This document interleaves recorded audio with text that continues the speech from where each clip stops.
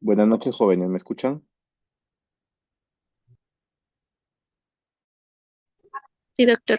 Sí, doctor, buenas noches. Buenas noches, doctor, si se la escucha. Muy bien. El tema que quedamos acá es sobre antituberculosos. El tema de antibióticos 3, los que son tetraciclinas, ya se les enviado el video que lo hicimos el día lunes, ¿no? Sino que ya surgió una importante que tenía que ser una reunión ahí en la universidad. Bueno, perdón, se fue. ¿Dónde está? ¿Dónde está?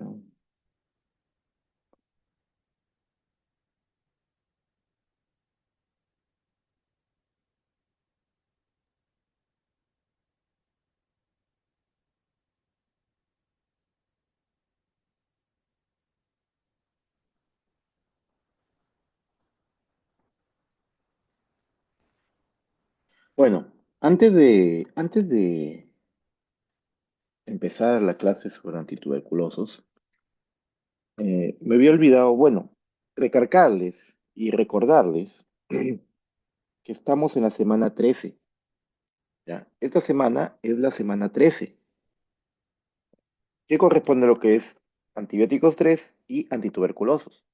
La semana que viene antivirales, tanto retrovirales como no retrovirales.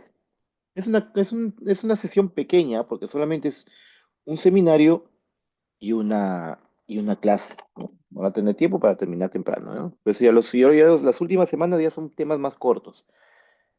Pero ¿qué quiere decir? Que estamos en la semana 13. ¿Qué quiere decir? Queda solamente 1 y 2 semanas más y se acaba el curso. No es que los esté presionando, no es que los quiera presionar, pero les recuerdo que ya se acaba el ciclo, ¿ya? 2 semanitas más y chao. Les queda la semana 16 y el 20 de diciembre se acabó el curso. Así que tienen todas estas 2 semanas para, al menos estas 2 semanas que quedan, tomarle importancia a farmacología, pues, ¿no? Ya que lo han dejado de lado todo el ciclo, al menos estas 2 semanas. Y bueno, hasta ahorita se están portando bien, ya les he dicho ya, depende cómo se porten para hacer su repaso antes del examen. Ya. Muy bien, entonces, aparte de eso, también quería hacerle hincapié a algo muy importante que siempre se lo digo y se lo voy a volver a decir ahorita. Me he olvidado de decírselo ese día que hice la clase de tetraciclinas. ¿Ya? Dentro de la clasificación de las tetraciclinas, ahí se acuerdan, las tetraciclinas de largo duración, ¿no? De larga duración. Está la minociclina y la doxiciclina. Ya, yo me refiero a la doxiciclina. ¿Qué pasa con la doxiciclina? Que siempre la confunden con la dicloxacilina. Y son dos cosas muy distintas, ¿ya? Son dos cosas muy distintas por si acaso. La tetraciclina es un fármaco que inhibe la síntesis proteica de la subunidad 30S, es bacteriostático, está contraindicada en gestantes y niños. Y la dicloxacilina es una penicilina resistente a las penicilinasas, perteneciente a la familia de las isoxazolilpenicilinas, cuyo mecanismo de acción es inhibir la síntesis de pared bacteriana y es bactericida. Pero lo que yo les pido es que no se confundan. ¿Por qué le digo? Porque qué tal si a ustedes le digo a una paciente, o una paciente que está, digamos, gestando, con una herida en la piel, y ustedes en lugar de recetarle dicloxacilina, le recetan doxiciclina. ¿Mm? El niño nace con ojo en la frente. O lo contrario, en una paciente le diagnostican con clamidia, infección de transmisión sexual, y en lugar de darle doxiciclina le dan dicloxacilina. Y la paciente es alérgica a las penicilinas. Consume, hace un edema de glótis y se muere. ¿Qué hacen? ¿Qué hacen? Digan, ¿qué hacen? ¿Recolectan firmas para revivirlo? ¿Mandan una carta notarial? ¿Se van y se quejan con el decano, con el rector? ¿O se van, buscan su padrino para que hable con Diosito y lo reviva? No, no. Entonces, estos errores es lo que se debe evitar. La medicina tiene que ser casi exacta, porque un pequeño error termina con la vida de un paciente. O lo deja con secuelas. Es peor todavía. Bueno, entonces, sin más preámbulos, quería comentar eso porque, como le digo, siempre lo digo yo en las clases de tetraciclina, pero esta última vez me he olvidado. Me he olvidado por completo. Listo.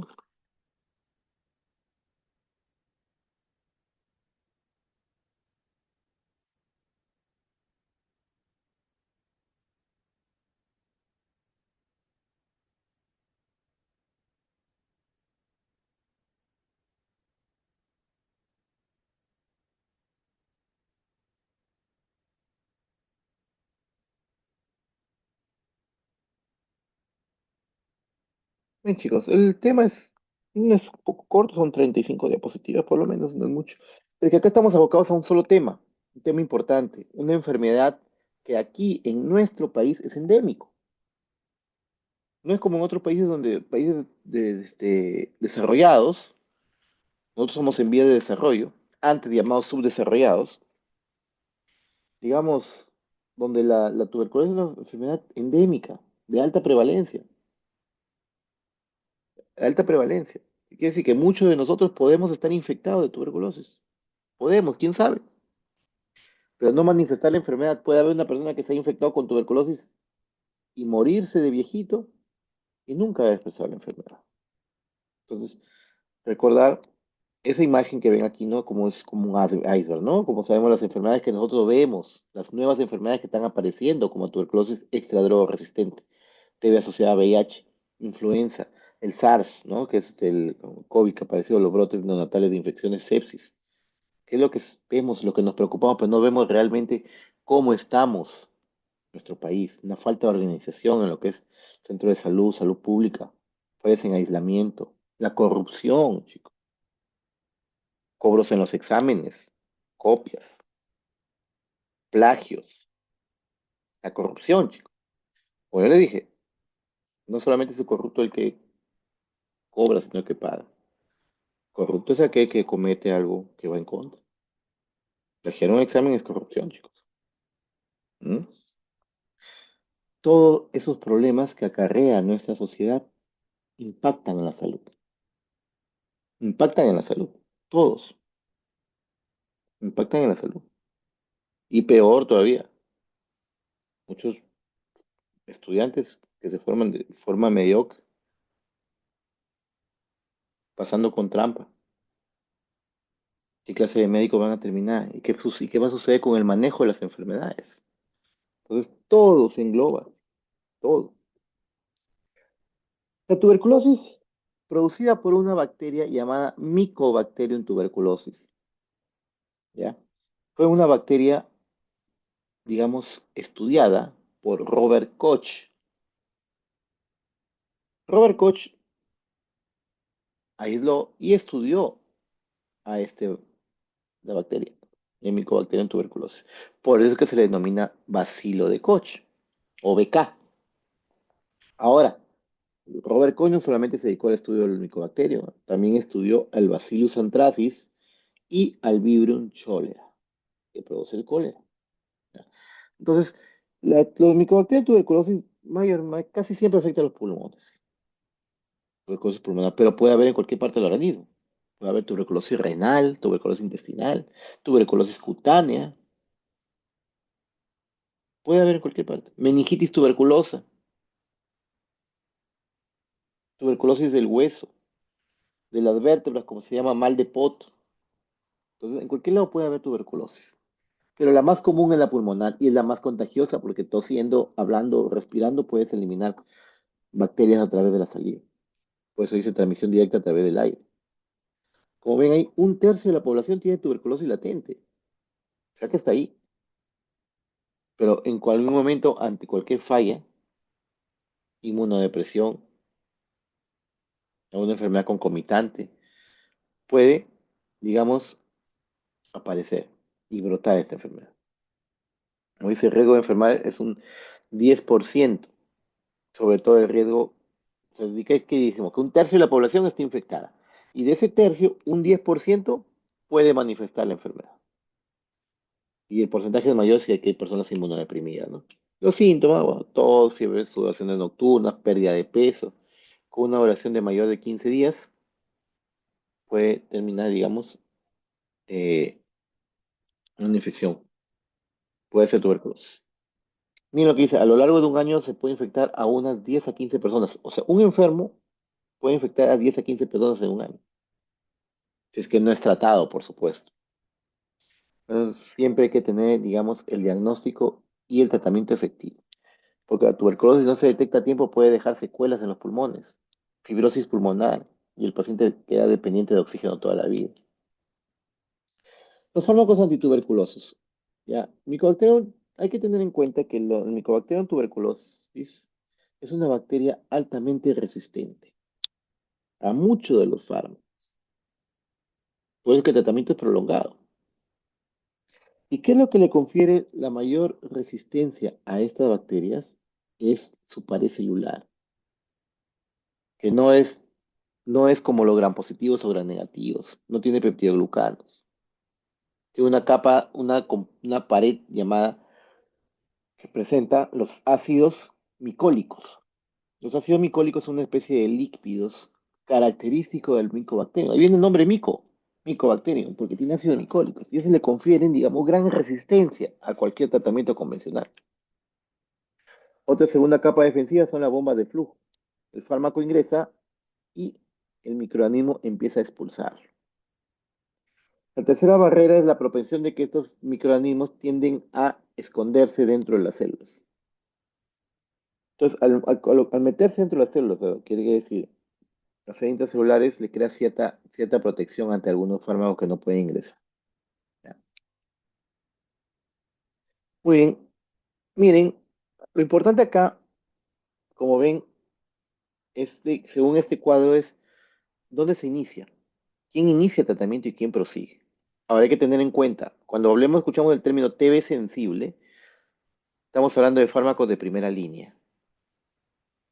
Los fármacos de primera línea son cuatro de los principales: la rifapicina, isoniazida, etambutol, piracinamida. Y tenemos un alternativo que es la rifapentina. Entonces, cuando hay una tuberculosis sensible, o sea, con fármacos de primera línea, ¿quién es el que debe iniciar el tratamiento? El médico del establecimiento de salud. O sea, el médico general que trabaja en un establecimiento de salud en una atención primaria. ¿Ya? Él es el que, digamos, detecta, diagnostica e inicia el tratamiento. ¿Ya? Incluso de acá tiene un lapso de un tiempo de inicio de tratamiento. O sea, diagnosticaste hoy día, tiene hasta 24 horas para iniciar. ¿Y quién es el que le da la condición de egreso? ¿Qué quiere decir condición de egreso? Ya el alta al paciente. Perfecto, entonces es el médico general. Pero en caso de una TB resistente, mira, dice TB resistente a la isoniazida, que es uno de los principales fármacos antituberculosos. ¿Quién es el que inicia el tratamiento? Como dice, un médico consultor. Médico consultor puede ser un neumólogo, puede ser un infectólogo, un internista. Entonces, este médico consultor, el especialista, ya es el que va a detectar la TB resistente. Y tienes hasta 2 días desde el diagnóstico a iniciar tratamiento. ¿Y quién es el que le da el alta? Los mismos consultores de la red o del hospital. ¿Ya? No pueden, con una tuberculosis resistente, no pueden iniciar tratamiento como ese. ¿Ya? La TB resistente se debe utilizar fármacos de segunda línea, que también vamos a mencionarlo. Pero que aquí lo que quiero que aprendan ustedes son los fármacos de primera línea y los esquemas terapéuticos para la tuberculosis. No le voy a preguntar dosis, ¿ah? Pero sí esquemas terapéuticos. Tenemos fármacos de primera línea, ¿no? Como isoniazida, rifampicina, etambutol, piracinamida. Son los cuatro principales y la rifapentina que se puede utilizar para suplir alguna reacción adversa de los demás. Acá, la isoniazida, la rifampicina y la piracinamida son bactericidas. El etambutol tiende a ser bacterias. Ya, estos son fármacos de primera línea, como ya lo mencioné. La nomenclatura, como ven ahí, es el número adelante es el número de meses. El slash es el cambio de fase. O sea, ¿qué quiere decir aquí? Que hay 2 meses de primera fase más 4 meses de segunda fase.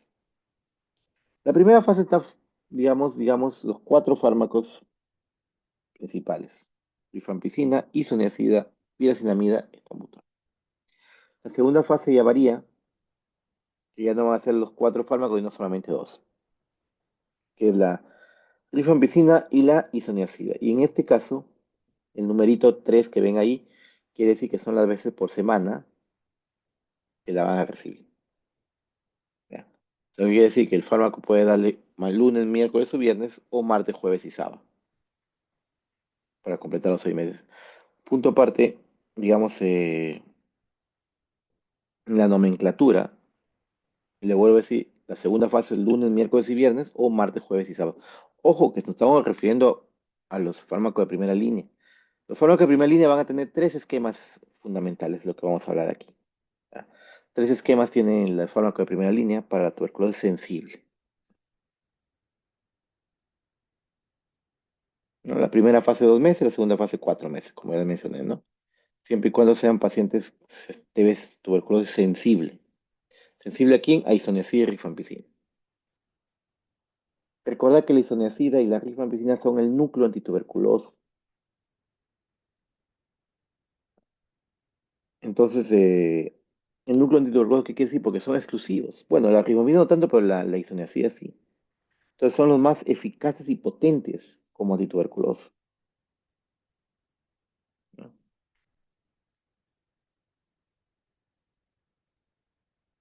Aquí están las dosis. Las dosis no los voy a preguntar, solamente para que tengan una idea. ¿Ya?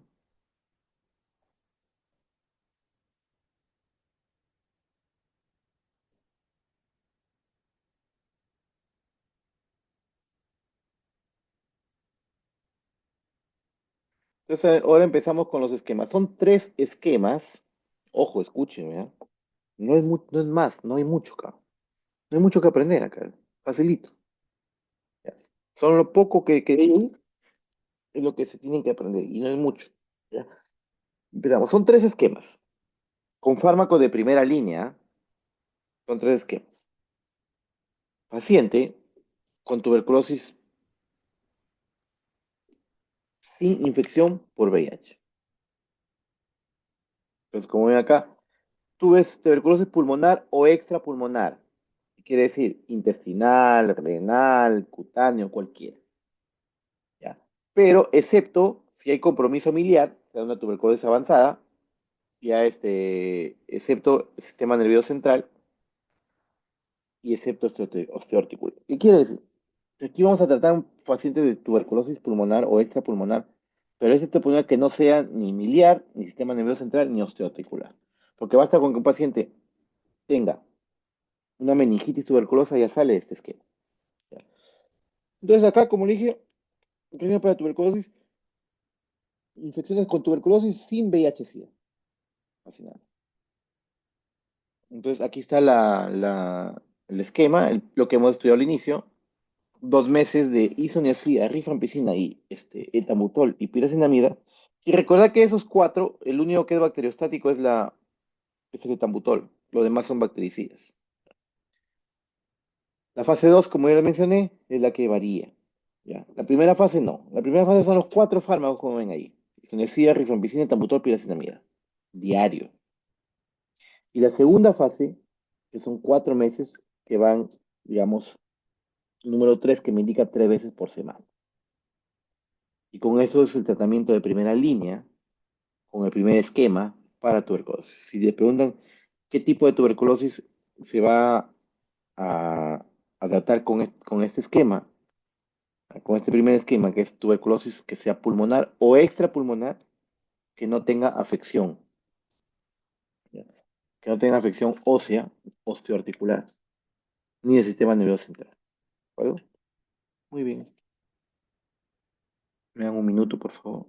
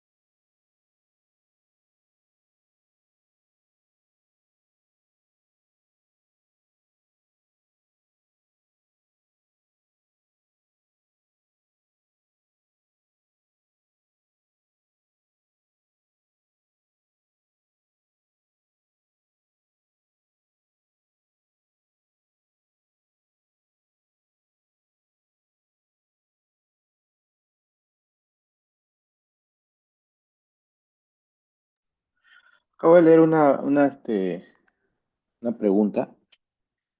Eh, la dos fases significa el número 2 significa 2 meses y el número 4 significa 4 meses. ¿Qué quiere decir? Que los 2 meses, la primera fase, se inicia todos los días los cuatro fármacos, isoniazida, rifampicina, etambutol, piracinamida, y los otros 4 meses, solamente dos fármacos, dejando un día, o sea, 3 veces por semana. A eso se refiere, a los cuatro fármacos diarios, diarios. Aquí en sí, como le dije, el núcleo antituberculoso es la isoniazida y rifampicina. Son los que van a actuar directamente y son bactericidas, van a destruir. Pero estas bacterias son altamente mutagénicas, inmediatamente buscan la forma de defenderse. Entonces, ahí es donde entran a tallar el etambutol y la piracinamida, asegurándose de que no aparezca. Si aparece por ahí un fármaco ya que empieza a hacer resistencia, un microorganismo, un micobacterio, un hacerse resistencia a la rifampicina, ¡pum! Viene la piracinamida y el etambutol. Por eso es que se dan los cuatro fármacos todos los días durante 2 meses. Ya después del segundo mes, según esos estudios, ya prácticamente se han destruido todas las posibles bacterias resistentes y solamente se utiliza isoniazida y rifampicina por 2, 4 meses más, dejando un día. Está como ven. Pero ese es el primer esquema, porque la nueva norma técnica ha variado este segundo esquema que es en pacientes con tuberculosis pulmonar o extrapulmonar que no tenga compromiso, ni miliar. Miliar significa una tuberculosis generalizada, ni sistema nervioso central, ni osteoarticular, pero que esté infectado con VIH. El esquema es similar al anterior, pero ya la segunda fase varía. Ya no son dejando un día, sino todos los días. O sea, primera fase, 2 meses, los cuatro fármacos. Isoniazida, rifampicina, etambutol, piracinamida. Y la segunda fase, 4 meses, pero todos los días, diario, dice ahí. O sea, isoniazida más rifampicina. La H significa isoniazida, por cierto. Entonces, vuelvo a repetir, pacientes con TB pulmonar o extrapulmonar que no tenga compromiso ni miliar, por ejemplo, una pericarditis, una pleuritis, o si no haya afectado el sistema nervioso central como una mielitis tuberculosa, o sea, la médula, o una meningitis tuberculosa, ni osteoarticular como el mal de Pot, por ejemplo. Si no tiene ninguno de esos, puede ser renal, cutáneo, etcétera, va a ser este esquema. ¿Ya? Y por último tenemos el tercer esquema, que este sí es un poquito más prolongado. Ojo que la primera fase va a seguir siendo la misma, 2 meses. Varía la segunda fase. Entonces, ¿qué dice este esquema? Este tercer esquema es en caso de tuberculosis extrapulmonar, pero con afección miliar, con afección del sistema nervioso central u osteoarticular. Por ejemplo, un paciente con meningitis tuberculosa, como les puse de ejemplo, ¿no? ¿Ya? Aquí no importa si tiene o no tiene VIH. Aquí lo que importa es si es que el paciente está con compromiso miliar, sistema nervioso central u osteoarticular. El esquema va a ser uno solo. ¿Ya? Y en caso de meningitis o pericarditis formas miliares, se le debe administrar corticoides. ¿Ya? Corticoides, dexametasona o prednisona. Ahora miren acá el esquema. Los primeros 2 meses siguen siendo el mismo, los cuatro fármacos, isoniazida, rifampicina, piracinamida y etaputor. Pero la segunda fase ya son 10 meses, solamente dos fármacos. Isoniazida con rifampicina diaria por 10 meses. Es para curar la tuberculosis extrapulmonar que tenga compromiso miliar. O sea, en caso de una meningitis tuberculosa, por ejemplo, se da este esquema. Una mielitis tuberculosa también.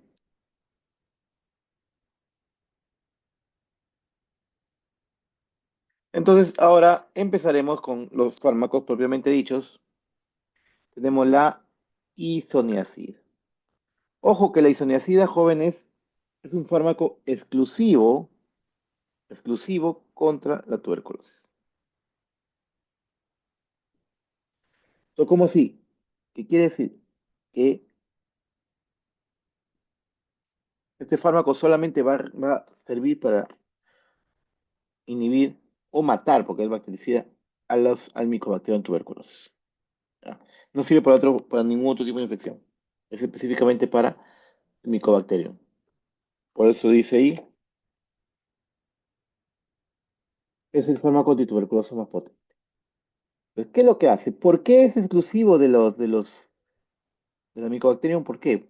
¿Qué les dije que era diferente el bacilo de Koch o Mycobacterium en las demás bacterias? ¿Qué les dije? ¿Mm?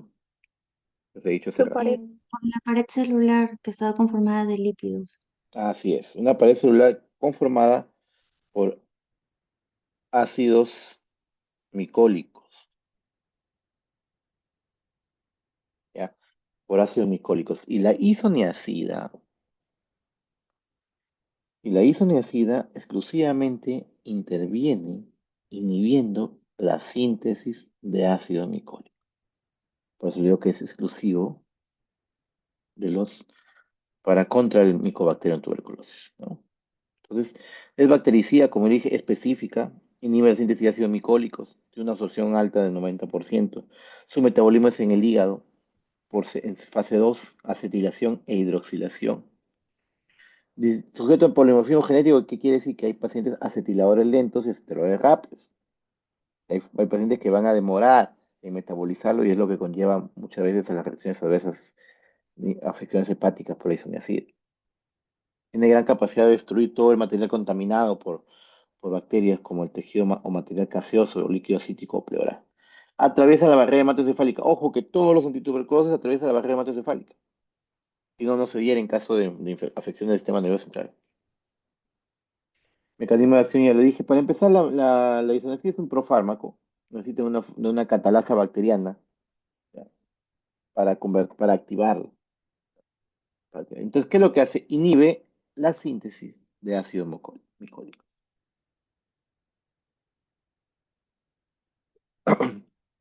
Aquí, como ven, espectro antibacteriano, micobacteria. Es eficaz contra bacterias intracelulares también. La isoniazida puede aumentar la concentración de la carbamazepina, son unas interacciones. Puede aumentar la semivida del diazepam. Bueno, hay que evitarlo con antiácidos porque los antiácidos reducen la absorción. Y la melatonina que puede potenciar los efectos antibacterianos. O sea, en sí es todas las interacciones que la isoniazida puede producir. Muy bien, aquí tenemos las reacciones adversas más comunes.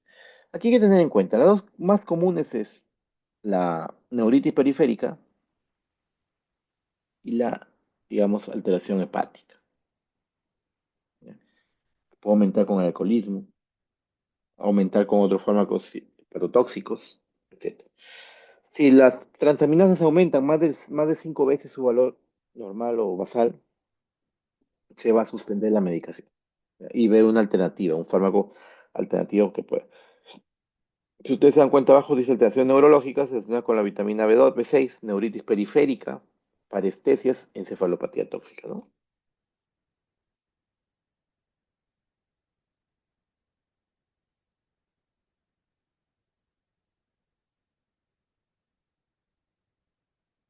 Muy bien.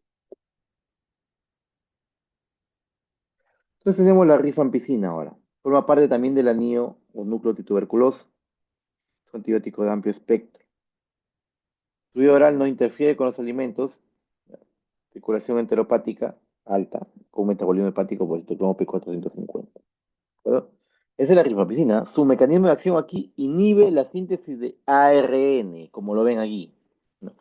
Inhibe la síntesis de ARN. Ahí es donde inhibe, ¿no? Así de diferente, por ejemplo, las isoniazida inhibe la síntesis de ácido micólico, inhibe los ácidos micólicos de la pared bacteriana. Aquí se, digamos, aquí este fármaco, que es bactericida, también inhibe la síntesis de ARN. Muy bien, la rifampicina, dentro de sus reacciones adversas, la más común va a ser la lesión hepática, ¿ya?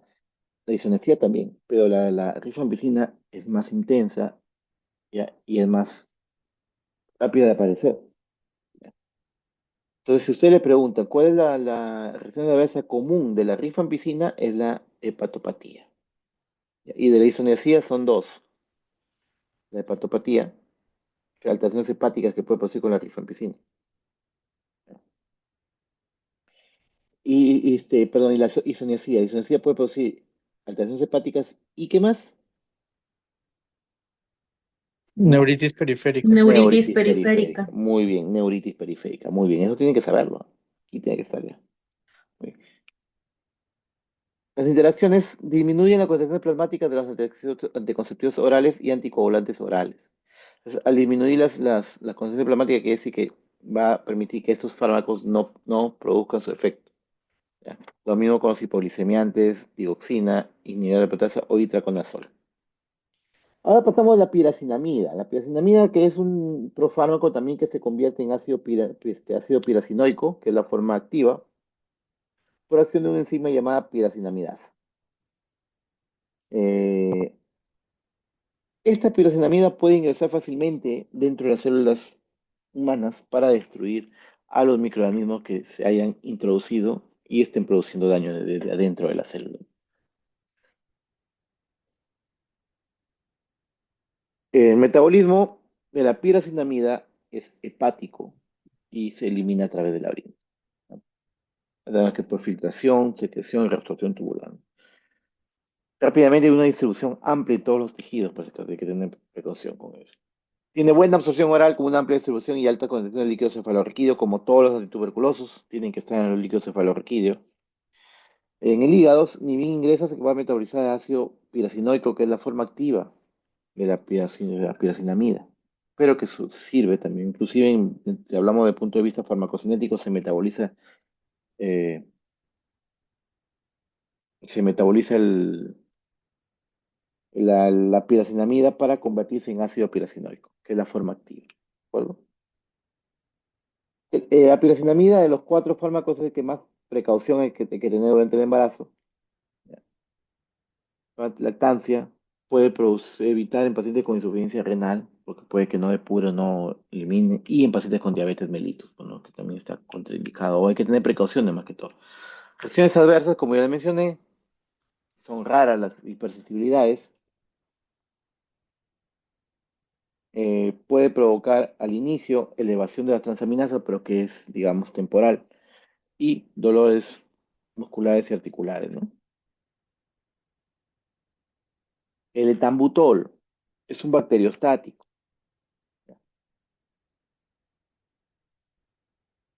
Dice el 20 a 22% de la dosis inicial es excretada en heces sin cambios. ¿Ya? Concentraciones en suero de 2 a 5 microgramos por mililitro y de 2 a 4 horas luego de la administración. Recordad que puede presentar metabolitos, ambas. Puede. Eh, digamos, metabolitos inactivos, por poner la palabra, ¿no? Puede producir metabolitos inactivos o metabolitos activos que pueden seguir actuando. ¿De acuerdo? Ten en cuenta eso. Pero siempre hay que saber que el 20 a 22% de la dosis se excreta sin cambios, o sea, sin haberse metabolizado. Muy bien, no se debe administrar solo porque esto viene a ver, ya les dije que la piracinamida y el etambutol, ambos fármacos, en este caso el etambutol, ambos sirven como protección al núcleo antituberculoso para que no aparezca resistencia. ¿Ya? El etambutol se caracteriza, su mecanismo de acción también es inhibición del síntesis de ARN, pero de estos cuatro fármacos es el único bacteriostático. ¿Ya? El único que trata de su excreción es principalmente sin metabolismo, o sea, tal cual como se ingiere. Y tiene alta eficacia en cepas resistentes a isoniazida y rifampicina, porque la finalidad, como le digo, es proteger. Este es el etambutol. Prohibido o mejor evitar en niños menores de 13 años por su alto índice de reacción de hipersensibilidad y daño a nivel vulvar. Incluso dice, con dosis mayor de 15 miligramos por kilo aparece lo que es la neuritis óptica retrovulvar. Paciente que sufre estenosis óptica pierde el campo visual. No ve bien, pierde el campo visual. Entonces, hay que evitar. Si un paciente a ustedes le llega así, doctor, estoy perdiendo la visión, no veo bien, cada vez veo menos, pero veo así, como, y ustedes inmediatamente preguntan si está tomando un medicamento. está tomando etambutol, es muy probable que tenga un daño a nivel vulvar u ocular, ¿no? Entonces, ustedes ya saben, etambutol, principal reacción adversa es neuritis óptica retrovulvar. Bueno, es el único bacteriostático de todos estos fármacos, ¿no? Y tiene las principales reacciones adversas. Este extracto es de la norma técnica del MINSA, la última, sobre el manejo de la tuberculosis. Bueno, hasta ahí es lo que ustedes tienen que saber sobre la revés y el derecho. Es lo que tienen que saber sobre fármacos de primera línea. Ahora pasamos a los fármacos de segunda línea. Aquí solamente vamos a tocar las pautas principales, porque esto de aquí, un tuberculoso que llega con la resistencia, ya deja de ser manejado por ustedes. Tienen que consultar al especialista y el especialista tiene que llegar a evaluarlo y dar el tratamiento adecuado. Entonces, ¿cuál es, cuál es la característica de estos fármacos? Son más tóxicos que los de fase A. Su índice de eficacia y riesgo es menor, pero son más tóxicos. Eh, Como ven acá, estos fármacos se van a utilizar como son de segunda línea, muchos tóxicos, en caso de que la tuberculosis sea resistente. O sea, si no va a hacer efecto no va a hacer efecto ninguno de los microorganismos, bueno, micobacterium, que son ya resistentes, como la isoniazida a la rifampicina. Ya entramos a lo de segunda línea. Entonces, ¿en qué caso se va a utilizar fármacos de segunda línea? Una por resistencia y otra por no tolerancia. ¿Qué pasa si la isoniazida te produce una hepatitis o una rifampicina, una hepatitis severa? Tienes que suspender el fármaco, pero no lo puedes descuidar. Entonces empiezas con fármaco de segunda línea. Y eso ustedes, cuando tengan su centro de salud, ustedes no, lo que primero que si ven, sí tienen que saber los criterios de diagnóstico. Si ven un paciente que tiene para tratamiento, digamos, y es resistente, inicienle con segunda línea, que eso no lo van a hacer ustedes, tienen que referir al paciente. ¿Ya? Miren los fármacos de acá que tenemos. Tenemos aminoglucósidos como la micacina, que también funciona como antituberculoso. Tenemos la badaquilina, tionamida, cicloserina, carbapenem, que es el imipenem, la cilastatina o meropenem. Y de quinolonas, pues el levofloxacino y el moxifloxacino. Antes estaba metido el ciprofloxacino, pero ya no hay. Mucha resistencia trae. Miren aquí las dosificaciones. Eso de aquí ustedes no tienen por qué aprenderlo porque eso no va a venir. Ya, pero igual para que te hagan una idea. Aquí están todas las dosificaciones de los fármacos de segunda línea. ¿Mm? Muy bien, chicos, preguntas. Preguntas. ¿No ha quedado todo claro? ¿Alguien levanta? Dime, Lisa, Stephanie. Doctor, buenas noches. Una pregunta. En los fármacos de primera línea usted dice que isoniazida y rifampicina van a trabajar con etambutol y el otro fármaco, Sí, piracinamida. pero, ajá, y entonces etambutol y piracenamida trabajaban por si acaso hay una resistencia, algo así dijo. Prácticamente, pero el esquema es ese. O sea, ¿para qué le da la piracinamida? El núcleo antituberculosis es la isoniazida y la rifampicina. Ujú. Entonces, la piracinamida y el etambutol, su finalidad es destruir cualquier cepa que empiece a producir resistencia a estas dos. ¿Ya? Son también, uno es bactericida, como la piracinamida, y el etambutol, que es bacteriostático. Pero ambos tienen esa capacidad, digamos, de destruir las bacterias que ya están haciendo resistencia. Y con eso, digamos, evitan la resistencia. Ya después de pasar 4 meses, ya no existe esa controversia, por eso pasan al segundo esquema, donde ya quitan la isoniazida y la rifampicina y solamente, perdón, la piracinamida y el etambutol y se quedan con isoniazida y rifampicina. Entonces, así es como. Ok, entonces solo cuando yo ya tengo confirmada la resistencia ya entro a segunda línea entonces. Ah, eso sí, eso sí. O sea, los fármacos de segunda línea, como vieron acá, de segunda línea, se utilizan en dos situaciones. Una, intolerabilidad. O sea, quiere decir que el paciente está haciendo mucha reacción adversa a los fármacos de primera línea. No son tolerantes, ¿no? Pues no hay nada que hacer, pasan a segunda línea. Y otro, si hay resistencia. Si hay resistencias a isoniazida o a rifampicina, que son los principales. Entonces, si hay resistencia a uno o los dos, inmediatamente se cambia a los fármacos de segunda línea. Muy bien, otra pregunta. Gracias, doctor. Dime, Araceli. Doctor, ¿y en qué caso se utilizaría la rifapentina? En caso de que haya alguna reacción adversa a la rifampicina, sobre todo. La rifampicina es un fármaco antiguo que todavía se utiliza, pero es bastante patotóxico. La rifapentina no.